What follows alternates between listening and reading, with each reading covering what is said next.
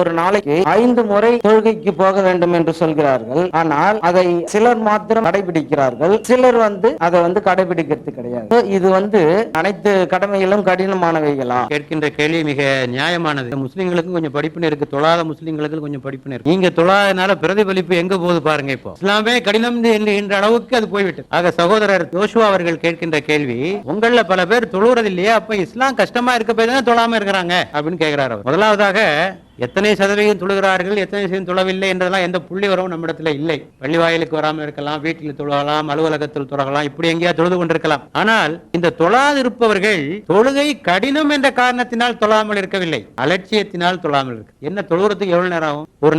ஒரு தடவை தொழுவதற்கு 5 அல்லது 7 நிமிடம் ஆகலாம். 5 நேரம் தொழுகிறதுக்கு 25 நிமிஷம் ஆகலாம், 30 நிமிஷம் ஆகலாம். 24 மணி நேரத்துல 30 நிமிஷம் கிடைக்கல ஒருத்தனுக்கு. அவ்வளவு பெரிய விஷயமா அது? தினத்தந்தி பேப்பர் படிக்கிறதுக்கு, தொலைக்காட்சி பார்ப்பதற்கு, வம்பு பேசுவதற்கு இதற்கெல்லாம் நேரம் கிடைக்குது. ஆனால் இறைவனை தொழுவதற்கு 30 நிமிடம் கிடைக்கவில்லை என்றால் அது ஏற்றுக்கொள்ள தகுந்ததா இல்லை. அது கடினத்தின் காரணமாக அல்ல, இறை விசுவாசத்தில் ஏற்பட்டிருக்கிற பலவீனம், இறைவன் மீது கொண்ட பக்தியினுடைய குறைவு, அதுதான் அதற்கு காரணம்.